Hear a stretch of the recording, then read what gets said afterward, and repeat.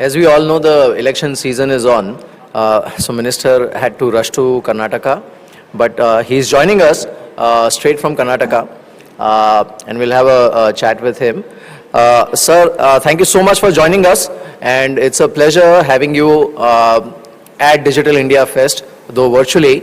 I hope next time you make it physically. But as you know, Times Network has been taking this initiative, and obviously, it's a 7-year journey. We used to have Digital India Summit. Now we have transformed it to India Digital Fest. First of all, what is your message for the audience here, which is a mix of obviously entrepreneurs and people who are part of digital ecosystem in India? So, namaskar, and thank you for inviting me to speak on this celebration of Digital India. Thank you to the Times Group and the Times Network for doing this very important celebration every year of all things digital, and in particular the innovation that has been built around the last 6 or 7 years around Digital India. There is obviously very much to speak about how far our country has traveled, but I will just say this, that we are living certainly in one of the most exciting periods of India's independent history, and a large part of that excitement, the large part of the promise for India in the coming years, as in the decade of technology opportunities, for which our Honorable Prime Minister has created a beautiful brand called the India Decade, a decade full of technology opportunities. A lot of this has been built around the trends of the increasing digitization of the world, and indeed India's growing preeminence in that space. So I think this annual celebration of Digital India is also in a sense a report carding of how fast and how far we are traveling every year. And so I thank Times Network and indeed all those associated for having this annual celebration, and in a sense putting a marker on the ground for the years ahead in terms of innovation and growth of the digital economy. Right, sir. Absolutely. Sir, India is already considered, a superpower when it comes to digital ecosystem in the world.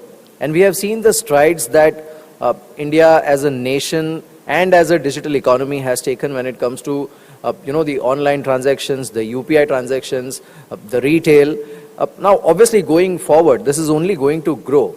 And that requires India to keep pace with innovations which are happening around the world, and at the same time, focus heavily on capacity to develop that kind of skill sets in India. So, what is Government of India's plan for that?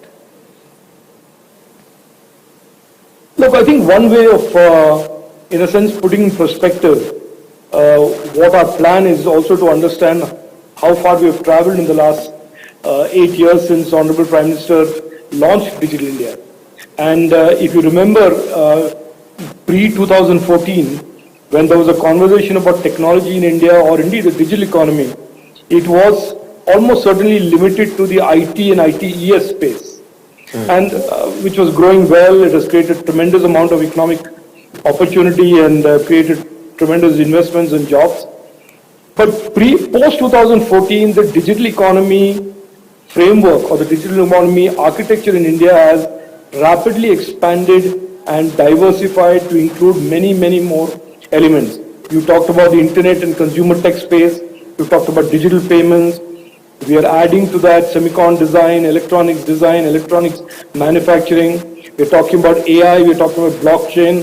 We're talking about high performance computing. And so there is almost every segment of technology that the world today is looking at as opportunities, looking at as disruptions. India and Indian entrepreneurs are present there. India is no longer an outlier in the digital economy of the world. It is a significant presence and a significant player in the digital economy of the world. And I would go as far as to say, Mihir, that going forward, the landscape of technology, the future of technology, whether it is the future of the internet, the future of AI, the future of the data economy, whatever, or indeed the semicon and compute side of it, Indian entrepreneurship and Indian innovation will be on the round table when big decisions are being made, when big innovations are being celebrated. So it is clear in my mind that we are now players and we want to be players. When I say we, I mean young Indians, young innovators are essentially in every segment, slice and pie of the digital opportunity that a similar entrepreneur or a similar youngster in the Silicon Valley, in Japan, in Korea is also gearing up to pursue and address. Right, sir. So like you rightly mentioned, today India obviously has its claim on the high table when it comes to digital economy and digital revolution globally. My question is specifically about AI and blockchain technology, where obviously US still dominates. China has made a lot of progress, but obviously we don't have access to that technology. What is our game plan? Because actually this is the future. So when it comes to AI or blockchain technology, what is India's strategy? So look, one of the things that the Prime Minister on August 15, 2021 said, and I will start with that and I'll answer your question in detail. He said this India decade is going to be architected and built by young Indians. So in a lot of ways, for the first time in the history of India, policy makers are understanding the importance of young Indians to the success of India in the coming decade.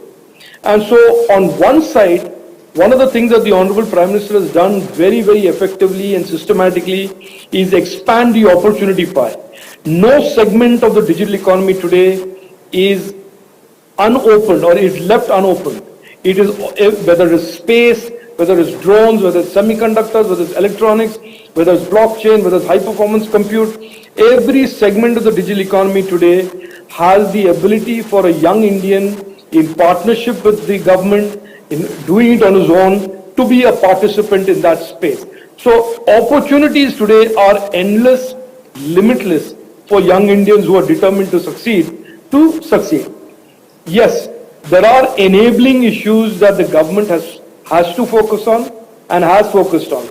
And one of the key areas is skilling.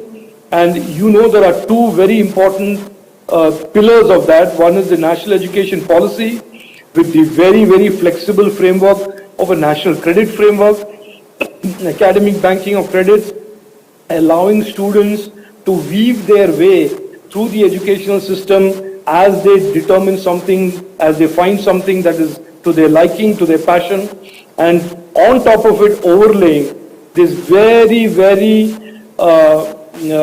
attractive skilling ecosystem, a very broad-based skilling ecosystem, a very industry-ready, future-ready skilling ecosystem, which allows students, even without degrees, to have skills, and even if they have degrees, to complement that with skills that will make them more prepared for these opportunities that are emerging in the digital economy or indeed in the real economy. The Honorable Prime Minister repeatedly says, and it is a message that I have the privilege of repeating whenever I go to colleges and campuses, which is that education gives you knowledge, but skills gives you the ability, the real ability to pursue these vast numbers of opportunities that are emerging in this digitizing world post-COVID. So there is a comprehensive plan. There is a skilling ecosystem that is being built, that is being modernized and being made more industry-ready, more future-ready. We have 6,000 skills that have been delivered through a widespread skill network. We are now bringing the academic institutions into that network. I just launched it 3 days ago in Bengaluru. And that allows a student, even if he is doing a degree or she is doing a degree, to also do a skill program. And that skill could be a white-collar skill at the very high end, drones, AI, robotics, Industry 4.0, or it could be a typical blue-collar skill where there is a lot of demand, but with blue-collar skill, with the digital skills that are required to succeed in the digital age. Right. Sir, it started during the pandemic as a China plus one strategy for a lot of corporate giants, or I would say MNCs, companies like Apple, who are trying to set up their plants in India. But what we have seen is, even as China opens up, we constantly hear about some or the other announcement, large companies wanting to open their plants in India and make inroads into Indian market. While we have seen some layoffs and some challenges, especially in startup world and valuations in developed markets. So to that extent, can we say that the Indian digital economy and startup ecosystem is delinked?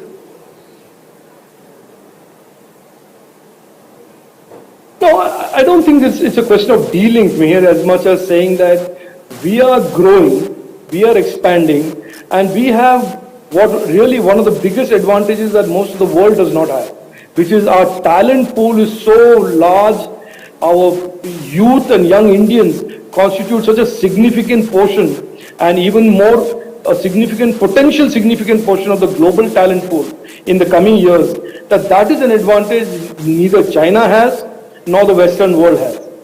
And with the skill programs and with the national education policy, it is the Prime Minister's vision to transform this youthful population, where 51% is below 25 and 68% is below 35, into really tangible economic activity creating assets. And I think that is where education and skilling are really linked to our dreams and aspirations of being an economic power in the coming decade. We are the 5th largest economy in the world. We are within striking distance of being the 3rd largest economy in the world.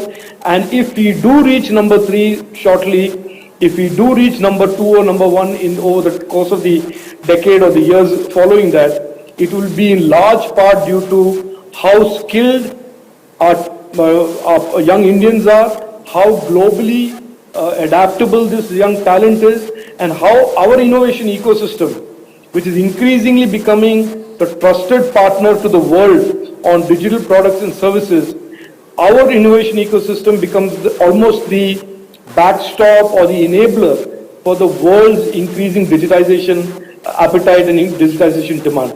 So it is not about de-linked, we are very linked, but we have a certain dynamic, a certain different place in the world. For 30 years, China had the place that they were the manufacturers for the world. And as that concentration in China has proved to be unhealthy, the world is looking to diversify. And I think India is uniquely suited to position, and in a lot of ways, thanks to Prime Minister's 8 years of very hard work, India is today, from a capability wise, also very ready to play its role as being a partner in the growth of the digital economy and the global economy in the coming years. So I think it is a different set of dynamics at work in the Western digital economies and the Indian digital economy. It's a different set of dynamics at work in the Chinese manufacturing economy and the Indian manufacturing economy. Right. Sir, you addressed the skilling part. I want to focus on the other aspect which is very critical from digital economy point of view. That is data security, cyber laws, and third is some sectors where the India stand or the government stand, I would say, is slightly confusing. For example, gaming or crypto, and the blockchain technology, which is essentially the bedrock of any crypto in the world. I'll start with data security and cyber laws. How we bring ourselves up to speed with what is required globally. It may not exist in other economies either, but at this point, at least we need to start leading when it comes to up-to-date, I would say, data security and cyber laws, and also our stance on gaming or crypto. Oh, absolutely correct. And I'll tell you why it is that our Prime Minister has almost mandated this, that we must have, for $1 trillion digital economy, we must have global standard cyber laws. We must have cyber laws that shows the rest of the world the direction of the largest connected democracy in the world. Please, I think this fact is not known to a lot of people, certainly bears a repetition and reminding, which is that with 83 crore Indians online and going to be 120 crore Indians using the internet by 25, the Indian internet population is the single largest block on the global internet. And as we all know, and certainly I'm sure the audience knows, that the internet, the regulation of the internet, the rules of the internet has lagged not just in India, but all around the world, we have essentially left internet as a force for good, and the rules and laws are all pretty dated.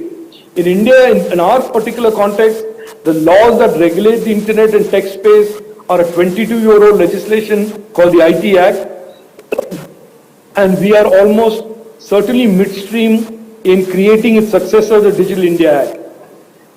We are almost complete in our job in taking, and we are very close to taking the Digital Personal Data Protection Bill as a second leg of this new framework of laws. So there will be a Digital India Act, there's a Digital Personal Data Protection Bill, and there's a National Data Governance Framework Policy that the Prime Minister and the government have announced in the budget, in the recent budget.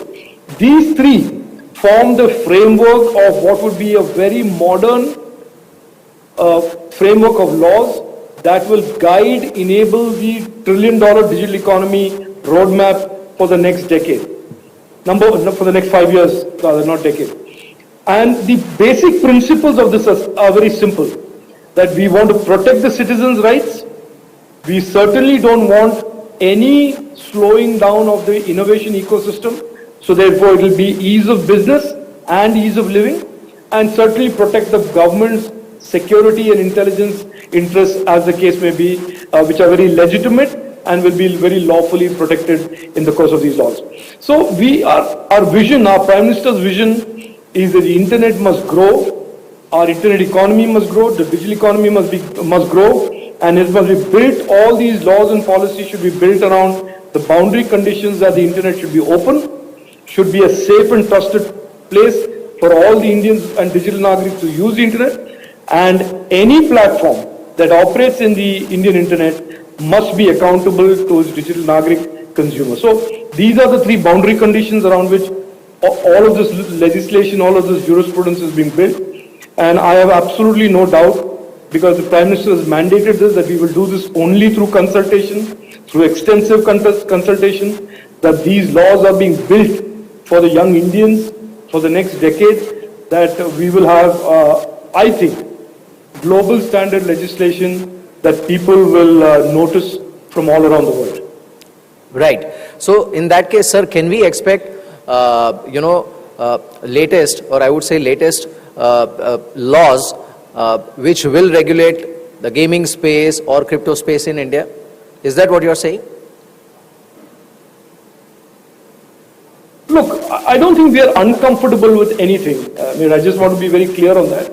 And our approach or our response to a sector is not based on comfort, discomfort as much as harm, legality, illegality. I think those are the frameworks around which the prism around which we view areas that we need to focus and legislate on. On online gaming, let me tell you, we have finished the consultation, extensive consultation, since April 6th, when it was mandated that MeitY create these rules. The rules are ready.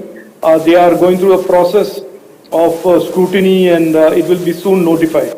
So I have absolutely no doubt on that. And the basic principle there is that online gaming represents platforms in the sense who are operating on the internet, and we will certainly make it very, very difficult and certainly illegal for any wagering to happen on the internet. So there's a very simple principle that we will take into online gaming in terms of rules.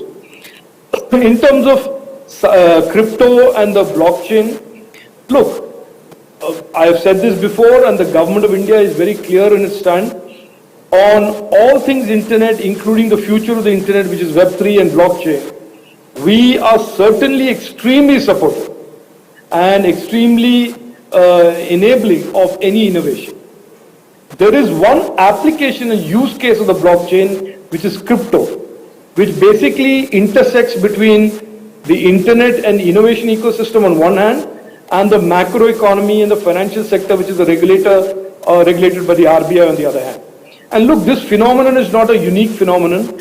As more and more functionality and services get enabled online, there are going to be these many increasing examples of twin regulation.